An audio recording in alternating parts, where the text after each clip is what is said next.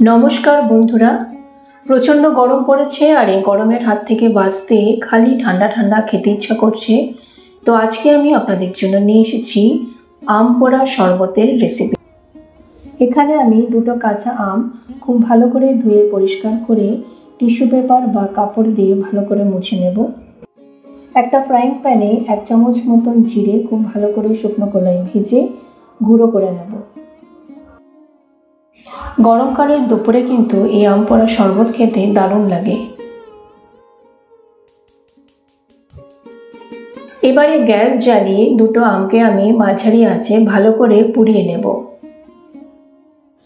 পুরো আমটা যেন ভালোভাবে পুড়তে পারে তার জন্য এইভাবে ভালো করে গোল গোল করে ঘুরিয়ে নিতে হবে। এখানে আমাদের দুটো আমই খুব ভালোভাবে পোড়া হয়ে গেছে। এবারে আমরা দুটো কাঁচা লঙ্কা ভালো করে পুড়িয়ে নেব। কাঁচা লঙ্কাটা কিন্তু অপশনাল, ইচ্ছা করলেই দেবেন। এবার আম দুটোর ওপরে আমরা 1 বাটি জল ঢেলে কিছুক্ষণ রেখে দেবো, তাতে আমটা ভালো করে ঠান্ডা হয়ে যাবে। খোসাগুলোকে খুব ভালো করে ছাড়িয়ে নেব।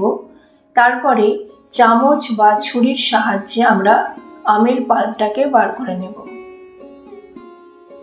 এখানে আমি দুটো এরকম মাঝারি আম দিয়ে পোড়া আমের শরবত বানাচ্ছি। মোটামুটি 4টে মিডিয়াম গ্লাস এই দিয়ে বানানো যাবে। এবার একটা মিক্সার গ্রাইন্ডারে আমের পাল্প, কিছুটা ধনেপাতা কুচি, কাঁচা লঙ্কা আর জল দিয়ে একটা পেস্ট তৈরি করে নেব।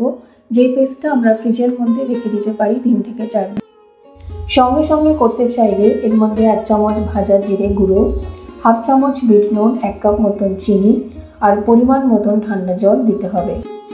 রেসিপিটি ভালো লাগলে কিন্তু রেসিপি দেখতে দেখতে অবশ্যই একটা লাইক করে দেবেন। তারপরে মিক্সিটা খুব ভালো করে চালিয়ে নেব। তাহলে আমাদের পোড়া আমের শরবত তৈরি হয়ে গেল। এবার এই গ্লাসের মধ্যে আমরা বরফ ঢেলে দেব। তার উপর এই পোড়া আমের শরবত আমরা দিয়ে উপর থেকে ভাজা জিরে গুঁড়ো দিয়ে আমরা এই আম পোড়ার শরবতটা পরিবেশন করব। আজকের মতন আসি, আর একটি রেসিপি নিয়ে খুব শীঘ্রই দেখা হবে আপনাদের সাথে। নমস্কার।